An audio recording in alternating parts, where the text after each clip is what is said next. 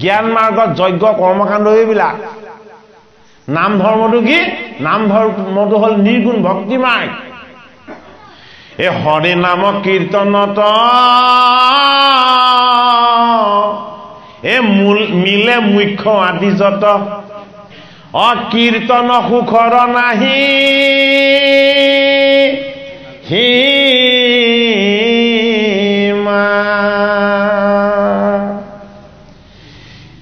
লোভিয়া মনুষ্য দেহা আনত এৰিয়া স্পৃহা এ বোলে বন্ধু কৃষ্ণক যিজনে হে এতেকে বান্ধৱ হৰি তাংক মূৰ বুলি ধৰি হে ৰক্ষা কৰি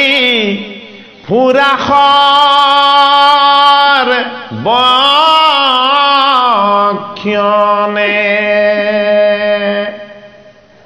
হে ৰাণী বিৰজা তুমি মনুষ্য দেহটো যে পাইছা এইটো তুমি লোৱা নহয় ঈশ্বৰে দিছে তোমাক নহলে 84 লক্ষ জুনিত তুমি কিমান বাৰ ভ্ৰমণ কৰিলা তুমি নিজে নাজানা বহুত পুণ্যৰ বলত এইবাৰ তোমাক হৰি সেৱা কৰিবৰ কাৰণে এই মনুষ্য দেহটো দিছে গতিকে এই দেহটোক সত্য বুলি নাভাবিবা কাক সত্য বুলি ভাবা এই দেহটোক চলাই থকা ঈশ্বৰক সত্য বুলি ভাবা ঈশ্বৰক যদি তুমি সত্য বুলি ভাবিব পাৰা তেতিয়াহ'লে কি হ'ব তুমি এই পাৰ্থিৱ বস্তুবিলাকক বন্ধু কৰি ল'ব নোৱাৰিবা কাক বন্ধু কৰি ল'বা আত্মা কৃষ্ণক তুমি বান্ধৱ কৰি ল'বা আত্মা কৃষ্ণক যদি তুমি বান্ধৱ কৰি ল'ব পাৰা এতেকে বান্ধৱ হৰি তাংক মূৰ বুলি ধৰি তুমি যদি কৃষ্ণৰ চৰণত ধৰা তেতিয়া কৃষ্ণই কি কৰিব জানা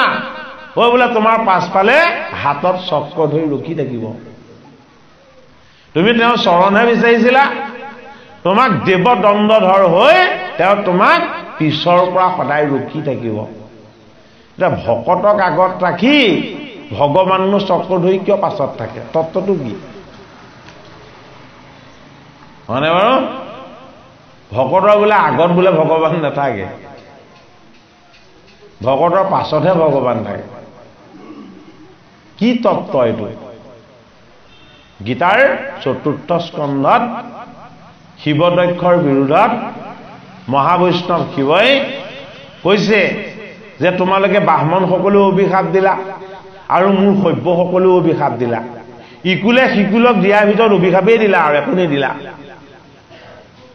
হয়নে বাৰু কিন্তু এইখিনি কৰ্তা মোৰ হৰিয়ে কৰিছে যে নন্দীবিংগে সুধিছে যে আপোনাৰ হৰিজননো ক'ত আছে আমাৰ লগত বোলে তোমালোকৰ প্ৰত্যেকৰ লগতে আছে তোমালোকে দেখা নাই পোৱা নাই যে শিৱই হৰি কোন ঠাইত আছে নন্দীভিংগিক দেখুৱাই দিছে খালি আমি আপোনালোকক নেদেখাওঁ বেয়া নাপাব দেই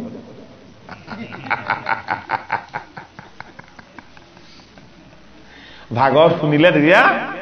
পাব তেতিয়া কি হ'ল দেৱদণ্ডধৰ হৈ ভগৱন্তৰ প্ৰভু প্ৰত্যেকৰে পাছতে চক্ৰ ধৰি ৰৈ আছে সেইজন থাকোঁতেও অভিসম্পাত হৈ গ'ল তেতিয়া মহাবৈষ্ণৱ শিৱই কৈছে তোমালোকে যি অভিশাপ দিলা এই অভিশাপে কাকো স্পৰ্শ নকৰিব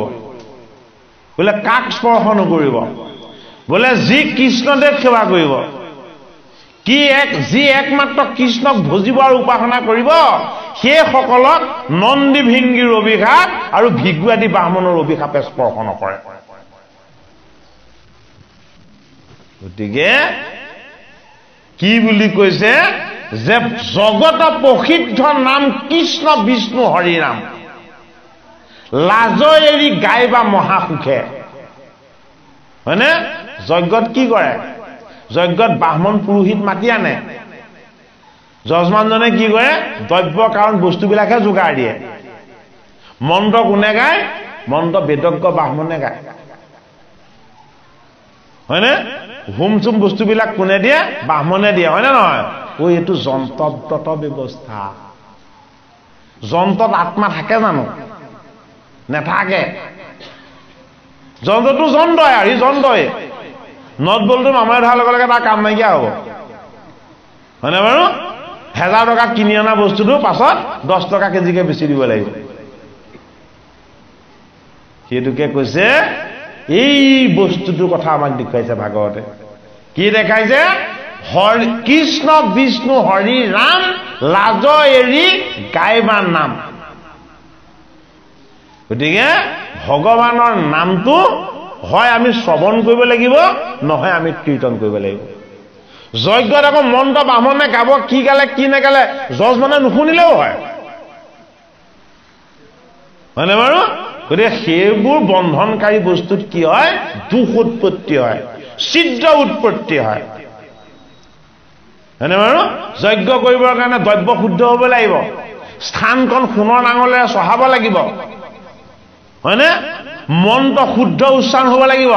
নহলে সেই বিদ্যাসুৰৰ বাপেকে কৰাটো হ'ব এই ইমানবিলাক দুখ উৎপত্তি হোৱা ছিদ্ৰ থকা বস্তু কিয় থাকিব লাগে বুলি শংকৰ স্বৰূপে হৰি নিজ অংশ অৱতৰি কি কৰিলে ছিদ্ৰ দূৰ কৰি দিয়া জীৱক উদ্ধাৰ কৰি দিয়া আমাক এখন নাম ধৰ্মটো দিলে গুৰুজনে গতিকে এই নাম ধৰ্মইহে আমাক জীৱক উদ্ধাৰ কৰিব হে ৰামে হিমতে যিটো নৰে এ সদায় নামক স্মৰে এ তাৰ আখি মিলে ভাগ এ নিজ প্ৰিয়তম ৰাম এ সুমৰন্তে তান নাম এ উপজে পৰময় নোৰাগ এ সৰ্বয়ংগ পুলকিত এ হুৱে আতি দ্ৰৱচিত্ত এ ধাৰে নিৰ নেতৰ নিগৰে এ প্ৰেমে ঘৰ্ম যায় জ্বলি এ হা প্ৰাণ কৃষ্ণ বুলি পৃথিৱীত পৰিয়া বাগৰে এ কতো থাকে মনে ধৰি এ ভকতৰ বৈশ্য হৰি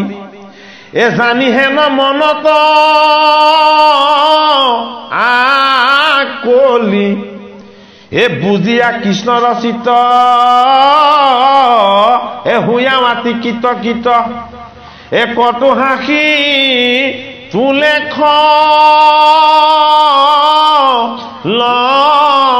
লখলি এতিয়া সিদ্ধসকলে কেনেকে সপেম ভুকুটি কৰে বুজাই দিছে বোলে আমি যেতিয়া কৃষ্ণৰ গুণ কীৰ্তন আমি যেতিয়া গোটেই কেইজনে শ্ৰৱণ কীৰ্তন কৰো আমি কৃষ্ণৰ নাম গুণ গাই গাই আমি মাটিত বাগৰি বাগৰি কান্দি পৰো কোনে সিদ্ধসকলে বোলে কি হৈ যায় বোলে কৃষ্ণৰ চৰণৰ ধূলি বালি আমাৰ গোটেই কায় বাক্য মন সকলো শুদ্ধ কৰি দিয়ে আৰু কৃষ্ণ কোৱাৰ আনন্দত কি হৈ যায় আমাৰ চকুৱেদি চকু পানী বুবুলে আৰম্ভ কৰে তেনে সপেম ভুকুটি কোনে কৰিব পাৰে নৱজন সিদ্ধাই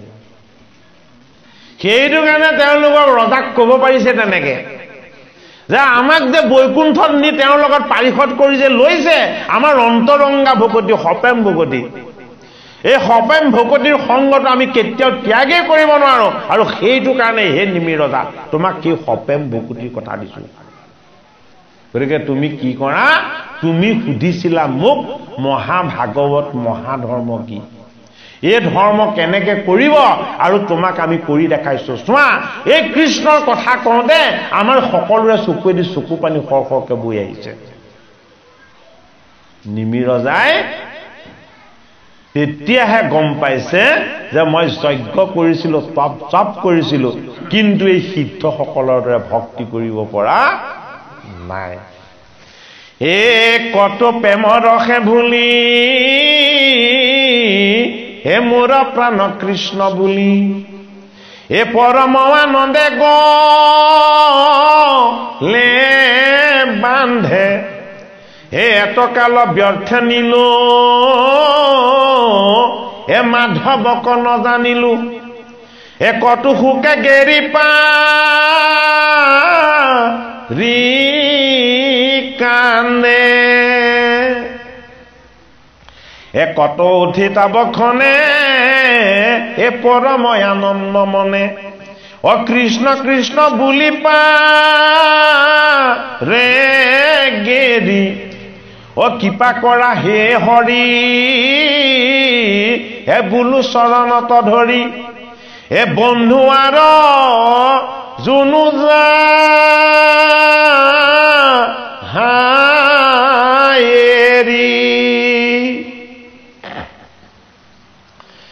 হৰি সেয়া কুল ভাৱ কতো সিহঁতে গাঁও গাঁৱে গোবিন্দৰ গীত কতো ফুৰে জুমি জুমি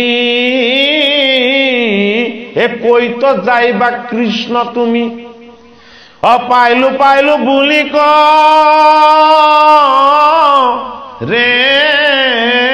নিত্য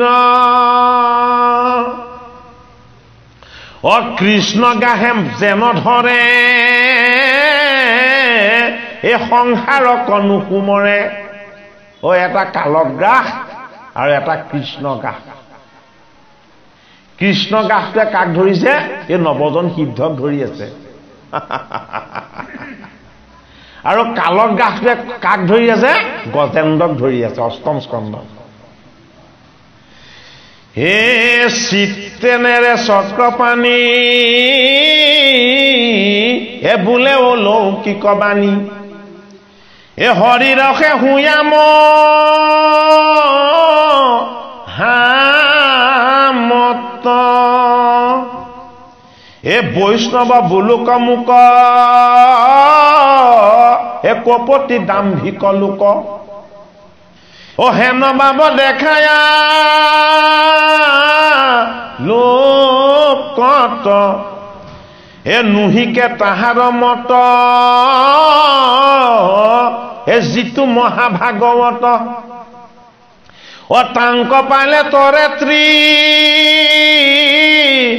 জগত এতিয়া নিমিৰ ৰজাক কবি সিদ্ধই ক'লে হে নিমিৰ ৰজা যিজনে ভগৱান কৃষ্ণক অন্তৰংগা ভকতি কৰিছে সেইজনৰ মনটো ভগৱান কৃষ্ণ নিজেই হৈ যায় সেইজনে কৃষ্ণৰ গুণ যশ শ্ৰৱণ কীৰ্তন কৰি কৰি নেদেখা কৃষ্ণজনক সন্মুখতে দেখা পাবলৈ আৰম্ভ কৰে তে কোনে দেখা পাইছে নৱজন সিদ্ধই কৈ থাকোঁতে কৃষ্ণক দেখি আছে কিন্তু নিমিৰ ৰজাই দেখা পোৱা নাই নৱজন সিদ্ধই এই অন্তৰংগা কৃষ্ণৰ ভকতিৰ কথা যেতিয়া কৈছে নৱজন সিদ্ধই কৃষ্ণক দেখা পাই আছে কিয় দেখা পাইছে তেওঁলোকৰ ভকতি অন্তৰংগা আৰু নিমিৰ ৰজাই কৃষ্ণক দেখা নাই এই কথাখিনি শ্ৰৱণ কৰিছে হয়নে এইখিনি কথা যদি শ্ৰৱণ কেইবাবাৰো কৰি দিয়ে তেতিয়া নিমিয়েও দেখা পাব আমি আগতে যে কৈছিলো লোহাটোকাও চুম্বক হৈ যাব হয়নে বাৰু সেইটো কাৰণে মাজত গেপটো থাকিব নালাগিব ভগৱানৰ লগত যদি আমি এক হ'ব নোৱাৰো তেতিয়াহ'লে ভগৱানৰ চৰণ ক'ত পাম ভগৱানৰ চৰণক স্পৰ্শ কৰিবলৈ তেওঁ বৰ ধুনীয়া জোতা এযোৰ পিন্ধি থাকে ভৰিৰ অত্যন্ত অলংকাৰবাদী পিন্ধি থাকে বোলে কি মোৰ ভকতে তাতে মোৰ চৰণখন ডাইৰেক্ট চুই দিব নোৱাৰে হয়নে বাৰু যে প্ৰত্যক্ষভাৱে ভগৱানৰ চৰণ চোৱাৰ ব্যৱস্থাটো নাই এইটো কাৰণে প্ৰত্যক্ষভাৱে তেওঁ চৰণ চুইছিলে কোনে যেতিয়া সৰসজ্জাত শুই আছিলে পিতামহ ভীষ্মই কৃষ্ণ আছিলে 1 কিলোমিটাৰ আঁতৰত আৰু ভীষ্ম আছিলে 1 কিলোমিটাৰ আঁতৰত কৃষ্ণক দেখাৰ লগে লগে ভীষ্মই চৰণ স্পৰ্শ কৰি দিলে কিমান ডাঙৰ কথা ভাবি চাওক গতিকে ঈশ্বৰৰ লগত আমাৰ দূৰত্বটো আমি মনেৰে ৰচনা কৰা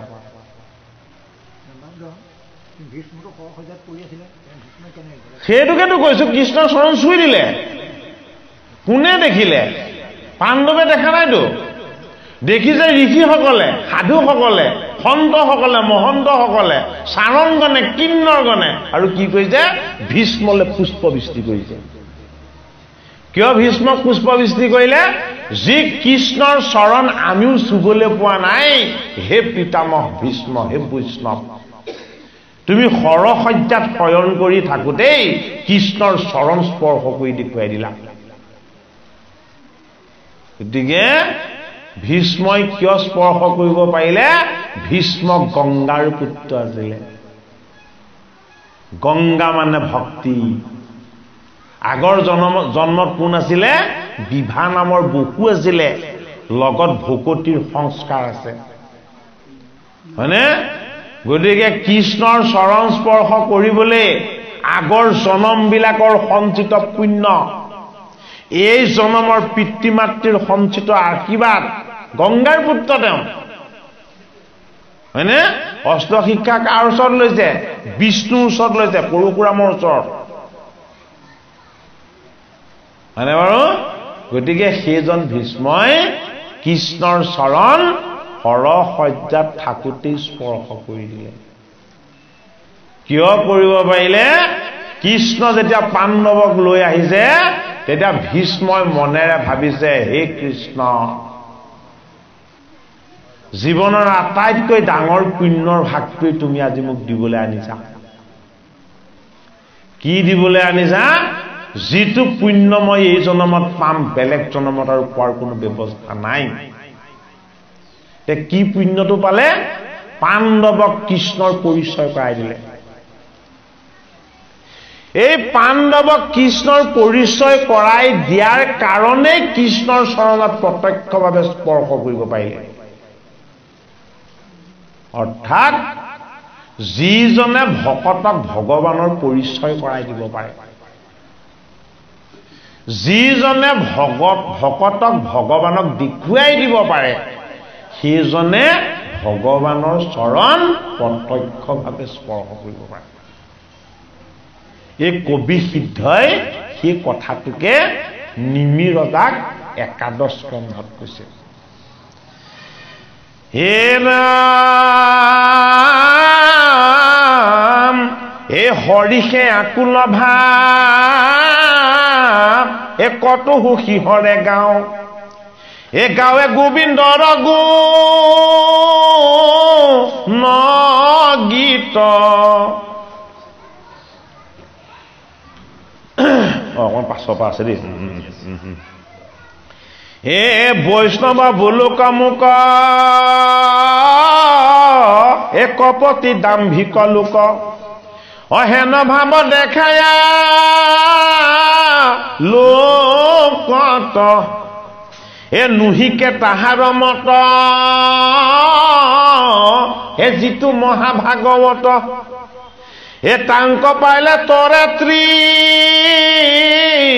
জগত, এ হুৱে শিও কৃষ্ণ পান, এ মিলে তাত মহাজ্ঞান, ও সমস্ততে দেখে গোবিন্দক,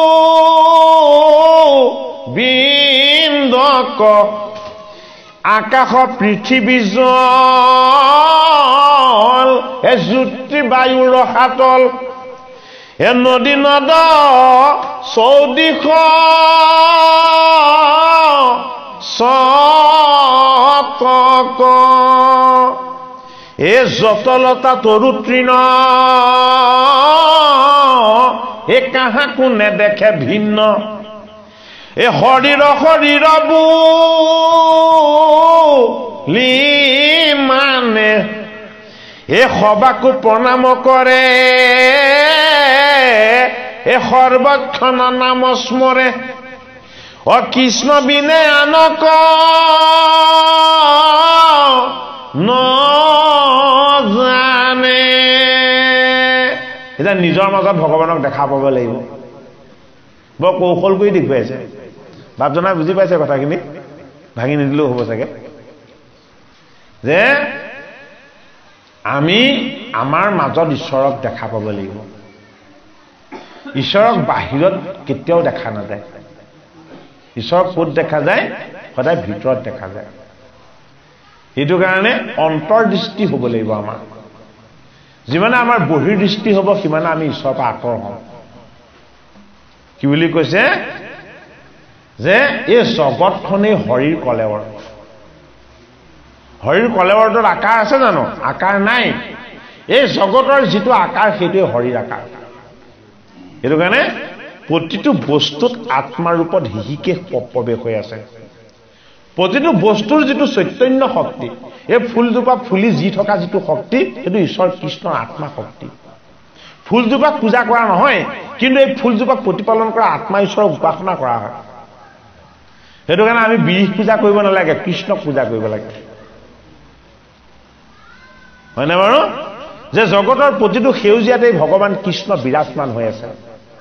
এই সেউজীয়াখিনি পূজনীয় নহয় কিন্তু এই সেউজীয়াখিনি ৰচনা কৰা ঈশ্বৰ কৃষ্ণ পূজনীয় সেইটো কাৰণে জগতৰ চৈতন্য শক্তিটো হ'ল কৃষ্ণ য'ত চৈতন্য জীৱক দেখা যায় এই জীৱৰ মাজত আত্মা আছে এই আত্মা ঈশ্বৰক দৰ্শনৰ যিটো অনুভূতি এই অনুভৱটো যাতে ভকতে হৃদয়ত কৰিব পাৰে সেইটো কাৰণে বাপজনাই কৈছে কেনেকেনো বিষ্ণুময় দেখিব চব দেখোন নিজৰ নিজৰহে দেখে নহয়নে বাৰু বিষ্ণুময় দৰ্শন ভকতিৰ বলতে হ'ব উপদেশ কৰিব পাৰিব কৰিব কোৱা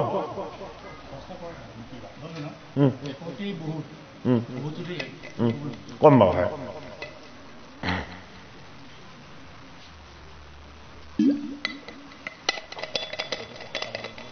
উপদেশত সামৰিব বাপজনা বৰ সুন্দৰ প্ৰশ্ন এটা আগবঢ়াইছে কৃষ্ণ বাপজনালৈ সেৱা জনাইছো দেই যে একতে বহুত আৰু বহুততে এক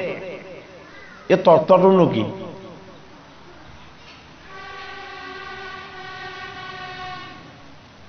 একতে বহুত আৰু বহুততে এক আমাৰ এই দেহত নৱখণ্ডাৰ আছে আছেনে আমাৰ একাদশ ইন্দ্ৰিয় আছে দেহটোত 24 তত্ত্ব লগ হৈছে হয়নে নহয় লগ হৈছে নে নাই হৈছে তাৰ উপৰিও চিত্ত বুদ্ধি মন অহংকাৰ এই গোটেইখিনি লগ লাগি এখন গাঁও হ'ল নে নহ'ল বাৰু বহুত হৈ গ'ল কিন্তু উৎসটো কি আছিলে উৎসটো কি আছিলে উৎসটো আছিলে ঈশ্বৰ আত্মা মই আত্মাৰ পৰাই তিনিটা বস্তুৰ উৎপত্তি হৈছে কি উৎপত্তি হৈছে মই আত্মাই ৰচনা কৰিছো তিনি গুণময় মায়া সত ৰজ তম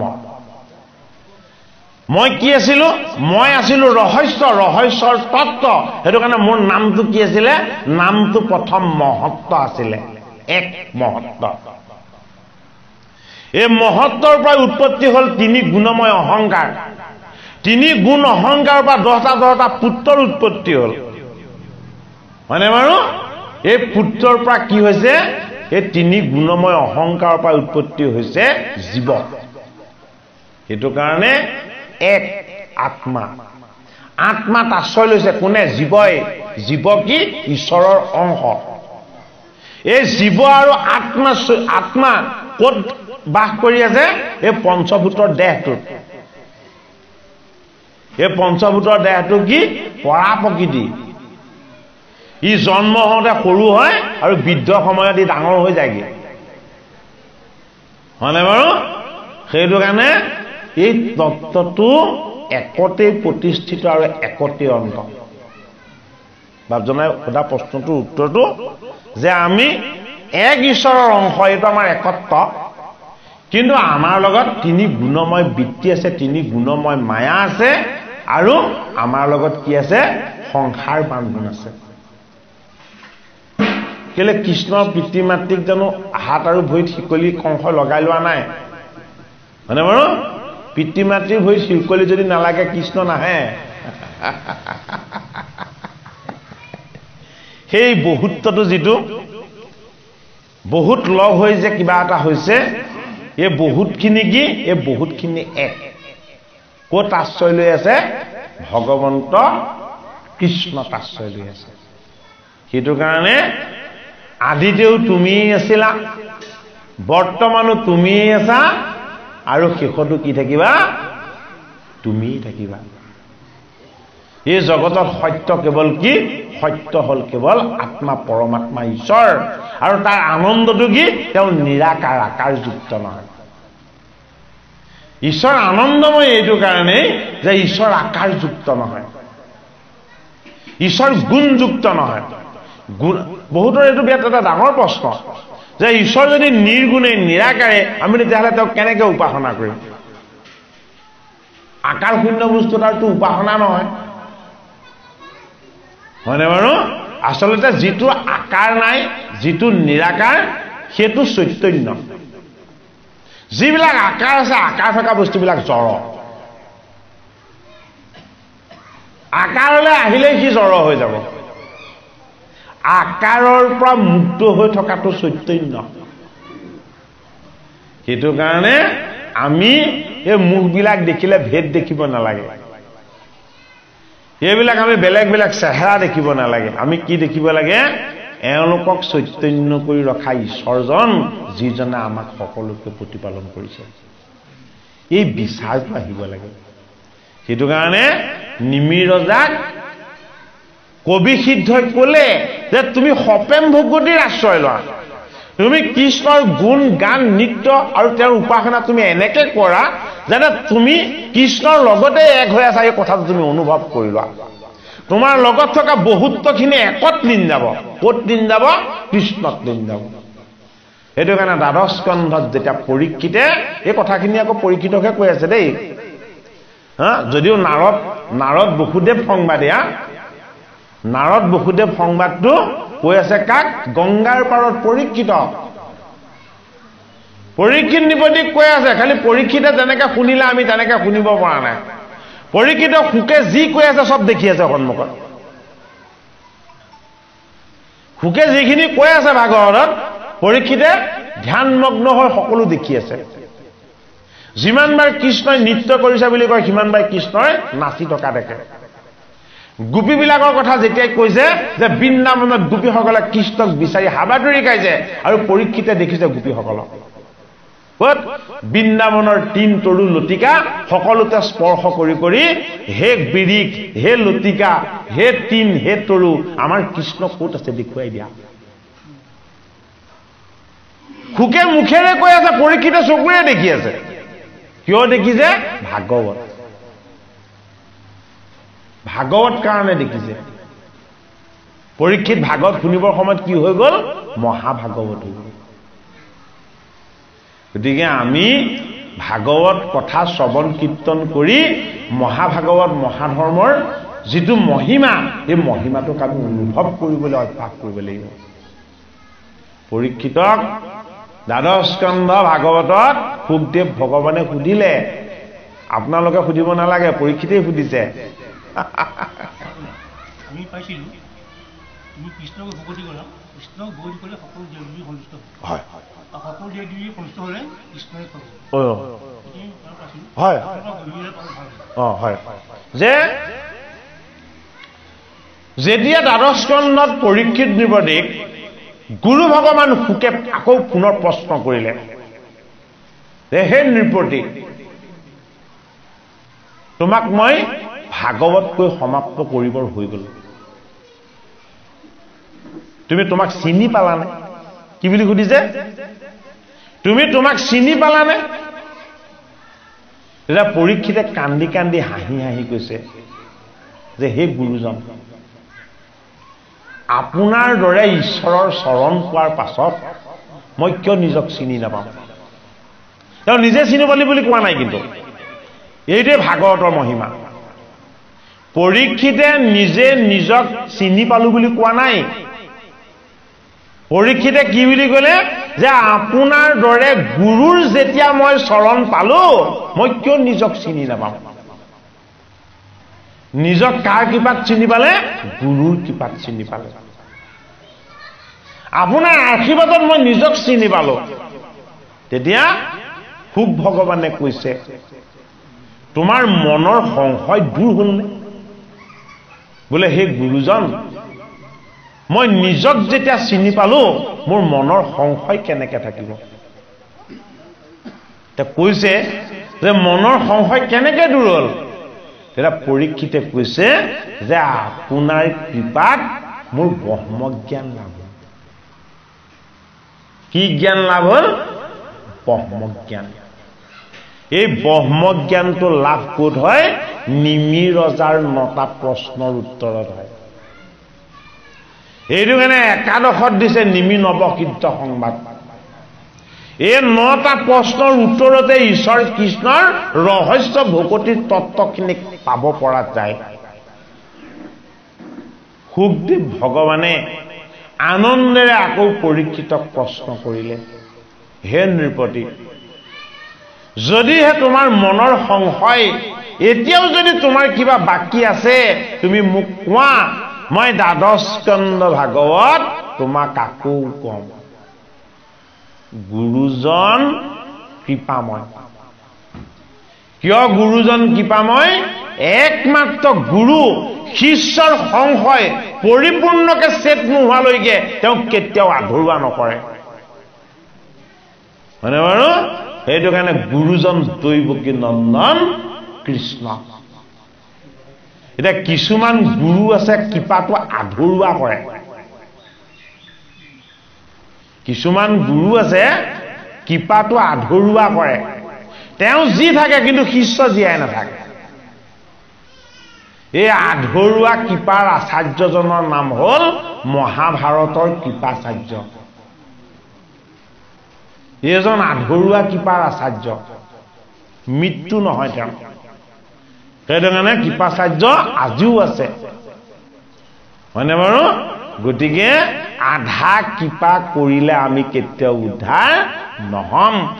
নৱসিদ্ধৰ সংবাদত পৰিপূৰ্ণ কৃপা হৈ গ'ল জীৱ উদ্ধাৰৰ ব্যৱস্থা হৈ গ'ল মহাভাগৱত মহাধৰ্মৰ তত্ত্ব লাভ হৈ গ'ল সেইটো কাৰণে এই কথাই কি কৰে এই কথাই ঈশ্বৰ কৃষ্ণক স্পৰ্শ কৰাই দিয়ে সুখদেৱ ভগৱানক পৰীক্ষিত নৃপতিয়ে জনালে যে হে গুৰুজন মোৰ ব্ৰহ্মজ্ঞান লাভ হ'ল এই ব্ৰহ্মজ্ঞান লাভ হোৱাৰ পাছত আৰু মই আপোনাৰ পৰা মোৰ কি বাকী থাকিল পাবলৈ গতিকে আপুনি মোক এবাৰেই ক'লে আৰু এবাৰতে আপোনাৰ আশীৰ্বাদ আৰু কৃপাত মোৰ মনৰ সমস্ত সংশয় দূৰ হ'ল এতিয়া সুখে পৰীক্ষিতে কি বুলি কৈছে যে মই এটা কথা বুজি পালো বোলে কি মই প্ৰথমতে আপোনাক মোৰ সন্মুখত দেখিছিলোঁ আৰু যেতিয়া মোৰ ব্ৰহ্মজ্ঞান লাভ হ'ল তেতিয়া মই আপোনাক মোৰ সন্মুখত আৰু মই মোৰ ভিতৰতো দেখা পালোঁ এতিয়া গুৰুজনক ক'ত দেখা পাব লাগিব ভিতৰত দেখা পাব লাগিব আৰু এই আপুনি যেতিয়াই মোৰ ভিতৰত দেখা দি দিলে তেতিয়া মই আৰু এটা বস্তু দেখা পালোঁ বোলে কি বোলে মই অকণমান ওচৰতে বাহ্মণৰ ভাও ধৰি মোক দংশন কৰিবৰ কাৰণে তক্ষক ৰৈ থকা গুৰুৰ কিবা কি দেখা পালে কাল আহি ৰৈ থকা দেখা পালে আৰু তেতিয়া পৰীক্ষিত নৃপতিয়ে সুখদেৱ ভগৱানক কৈছে হে গুৰুজন কালক কেতিয়াও আমি অৱজ্ঞা কৰিব নাপায় গতিকে আপুনি এতিয়া অন্তৰ্নিহিত হওক অন্তৰ্নিহিত হওক মানে আপুনি অন্তৰ্ধান হওক আপুনি মোৰ আত্মাত লীন হওক কি হ'ল লগে লগে সুখ অন্তৰ্ধান হৈ দিলে বাহ্মণৰ ভাও ধৰি ফুল ফল দিবৰ কাৰণে পৰীক্ষিতৰ ওচৰলৈ আহিল আৰু লগে লগে সি কাল সৰ্পৰ ৰূপ ল'লে পৰীক্ষিত কি হ'ল পৰীক্ষিত গুৰুৰ চৰণত কৃষ্ণ কৃষ্ণ ধ্বনিৰে এক হৈ গ'ল নিথৰ দেহত জড়বস্তু কাল জড়বস্তু সময় পৰীক্ষিতৰ চৰণত স্পৰ্শ কৰিল কাল উদ্ধাৰ হ'ল কিয় বৈষ্ণৱৰ চৰণ স্পৰ্শ কৰিবলৈ পোৱাৰ কাৰণে সেইটো কাৰণে কৃষ্ণ এক দেৱ দুখ হাৰি কাল মায়া দিৰো অধিকাৰী পৰীক্ষিতৰ মৃত্যুটো মায়া আছিলে এইটো পৰীক্ষিতে গম পালে এই তথ্য কালো মিছা আছিলে কৃষ্ণৰে ৰচনা আছিলে এইটো জানিবলৈ পালে পৰীক্ষিতে ব্ৰহ্মজ্ঞান লাভ হলত বুজিলে মই মোৰ ভগৱান সুখ আৰু মোৰ ঈশ্বৰ কৃষ্ণ আমি এক তত্ত্ব আমি একত্বত যেতিয়ালৈকে লীন যাব নোৱাৰিম তেতিয়ালৈকে আমাৰ কেতিয়াও নিস্তাৰ নাই ভাগৱত শাস্ত্ৰৰ ১১ স্কন্ধত জীৱ প্ৰকৃতি আৰু ঈশ্বৰ এক তত্ত্ব কৰি দেখুওৱা হৈছে কৃষ্ণ হে শুনা সবাসদ লোক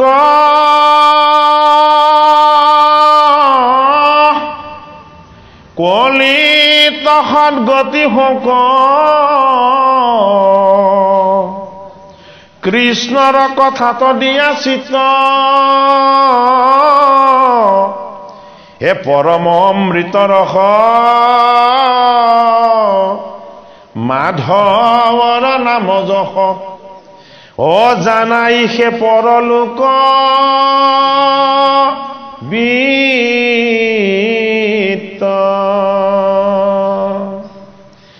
উত্তনাৰা গৃহমাস হে মিছায়া তয় অভিলাষ এ সবে সপোনৰণী ধি প্ৰায় যত দেখা ধন ধান হে যাইবে যে দীক্ষণে প্ৰাণ হে সংগে ক ৰতিও ন যায় অশৰীৰো থাকিবে পৰি একেলেখে যায় বালৰি বিষম যাতনা জম ঘৰে গুণী চোৱা স্থিৰমতি কৃষ্ণ বিনে নাই গতি অলয়ুতান্ত শৰণ তৰে যাৰ নাম শুনি দৰি কাম্পে মৃত্যু থৰ ধৰি কৃষ্ণৰ নাম শুনিলে কি হয় কালৰূপী মৃত্যু ভয়ত কম্পমান হৈ যায় কালে কাবলৈ ভয় কৰে জানো কালে কালেও ভয় নকৰে কিন্তু কৃষ্ণলে ভয় কৰে কিয় কৃষ্ণলে ভয় কৰে কৃষ্ণ একদেৱ দুখ হাৰি কাল মায়া দিৰো অধিকাৰী তেওঁ সেইবিলাকৰ মালিক কাৰণে ভয় কৰে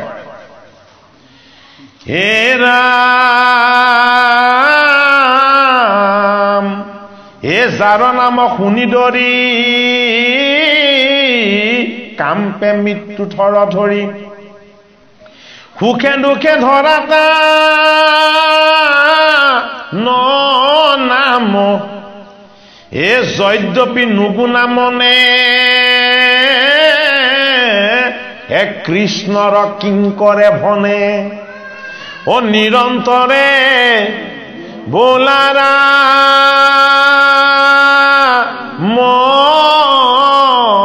মৰাম হৰি নাম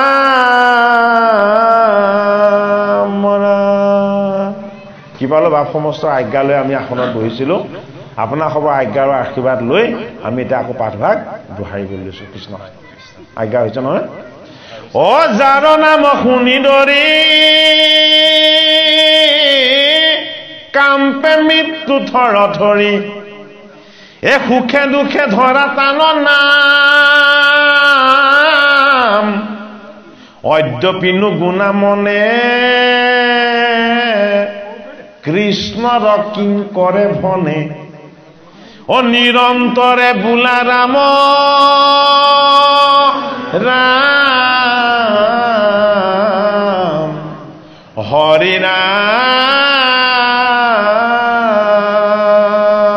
ৰাম জয় ৰাম জয় নাৰায়ণ জয় কৃষ্ণ জয় জগত শ্ৰীমান অপৰাধ বিনাশন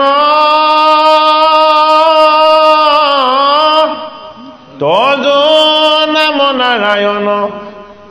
অজানি নামে পখিলো শৰণে আনগতি নাহিকে মৰণে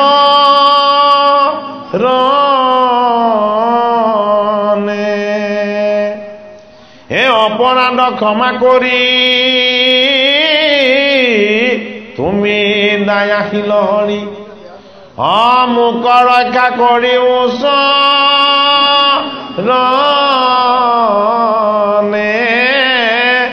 মোক